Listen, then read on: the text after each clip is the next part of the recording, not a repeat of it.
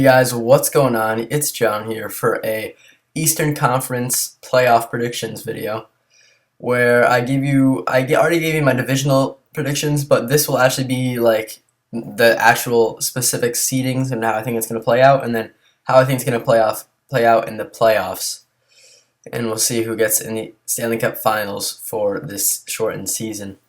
So starting out in the 8th seed, we have the New Jersey Devils, who are the defending Eastern Conference champions. Um, I think the loss of Parise is really going to hurt them, but I think they have a solid enough team to actually make the playoffs and slip in there, with Hedberg and Brodeur splitting up the games, probably probably closer to 50-50 this year. Brodeur maybe edging them out by a little bit. Next, in 7th, we have the Buffalo Sabres. And I think Buffalo is going to have they're going to have a pretty solid season. Ryan Miller is already looking like he's playing back into his form from a couple of years ago, where he was the starter for the USA in the Olympics. And I like the addition of Steve Ott, and I think I don't know. I just think the Sabres have a good team, like a good enough team to make it to the playoffs this year. I think Miller will steal some games for them and get them in, because points are going to be at a premium this year. Next, we have the Montreal Canadiens coming in 6th, and led by goaltender Carey Price and newly signed defenseman PK Subban. I believe the Canadiens will have a bounce back year this year under coach Michel Therrien, and I have them just coming in 6th. I mean, I was debating who I was going to put up first between Buffalo and Montreal. I went with Montreal basically just because I really don't even know. I mean, they're just, I don't know. I just have a feeling about them this year. I don't know why. I mean, I'm a Bruins fan too, so it's not like I want to see them do well, but I don't know. I just have this weird feeling about them this year. So I have them coming in 6th. Next is the 5th place Tampa Bay Lightning, who lost in Game 7, 1-0 in Boston to the Boston Bruins 2 years ago in the Eastern Conference Finals. So they're only 2 years removed from that. Basically the same team from 2 years ago, with the addition of Corey Conacher and people like Benoit Pouliot, Anders Limbach in net, Matt Carl. Victor Hedman is more experienced. I believe that was actually Hedman's rookie year. It was either his rookie year or his second year. I believe it was his rookie year, but I could be wrong on that.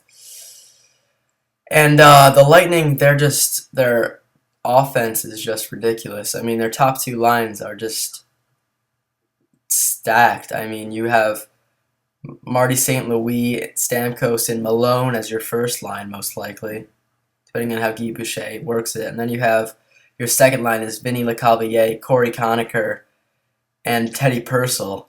And then you have then their depth is still very solid. You have Benoit Pouliot, who's very underrated. He's got great hands. And Anders Limbach, not a lot of people know about him because he was hiding behind Pekka Rinne in Nashville, but I think Tampa's going to have a great season, so I have him coming in 5th. I'm going to try and speed this along because this is already getting kind of long already, guys. Sorry about that. So 4th, we have the New York Rangers. And I would obviously have them higher, but obviously the top three seeds go to divisional winners. And of course, as you'll see there, I have Pittsburgh edging the Rangers. But I mean, everybody knows what the Rangers are. And I mean, they got Rick Nash in the offseason, which makes them even more powered. But I mean, you got Lundqvist in net. You just have great, solid defense. I mean, they block shots, great team defense. And then, of course, you all know about the forwards: Rick Nash, Marian Gaborik, Brad Richards, that whole crew. So I have the Rangers coming in 4th, but they're going to be a very tough out in the playoffs, I believe. But as you'll see later on, I have them losing in the first round, but maybe a little bit biased on that pick by me. So next we have the 3rd place Boston Bruins, who I have winning the Northeast. And I mean, the Bruins are a very solid team. They lost Tim Thomas this year, but Tuukka Rask is fully capable of taking over the load of minutes. And Dougie Hamilton is here for his rookie season. But other than that, they basically have the same team from their Stanley Cup winning team 2 years ago. So I have them winning the Northeast, which is probably the weakest division, I'd say, probably. It's debatable. It's very debatable, but that's what I'd say for now. Second place, I have a surprise here in the Carolina Hurricanes with newly acquired Alex Semin and Jordan Staal. I believe Cam Ward will have a bounce back year, and the additions of Semin and Staal will really help out Eric Staal and Jeff Skinner and take the load and pressure off of them. So I think they're going to have a great season and actually win the Southeast. And for coming in for the number 1 seed, we have the Pittsburgh Penguins, led by Sidney Crosby, Evgeny Malkin, Chris Letang, James Neal, and Marc-Andre Fleury. I believe Fleury will have a much more successful playoffs. People forget that Fleury actually had a great regular season last year, but his playoffs just completely overshadowed his great regular season. But I think just at that team in a whole, Brandon Sutter is a very underrated pickup as a third-line center and penalty killer. He can also play on the power play. He can play anywhere. He reminds me of a young Patrice Bergeron. So those are the seeds. So we'll get right into it. We have the Penguins hosting the New Jersey Devils. And I have the Penguins here. Just the Devils, yes, they have experience, but so do the Penguins. The Penguins made it to back-to-back Stanley Cup Finals, winning one against the Detroit Red Wings 3 or 4 years back, I believe 4 years ago. And so yeah, I have the Penguins there. Next is the number 4 Rangers and the number 5 Lightning. And this was an interesting one. As a lot of you probably know, I'm not sure if you do know or not, but the Lightning are my second team. But they are they are very, very important to me. Like, I follow them like my number 1 team, but they're just, it's hard to explain, but yeah, so even though I've been raving about the Rangers, I had to give this one to the Lightning. Next one is the Carolina Hurricanes hosting number 7 seeded Buffalo. And as I was just talking about earlier with the Hurricanes, I believe they're going to have a great season, but I believe Ryan Miller is going to steal the show here in this series.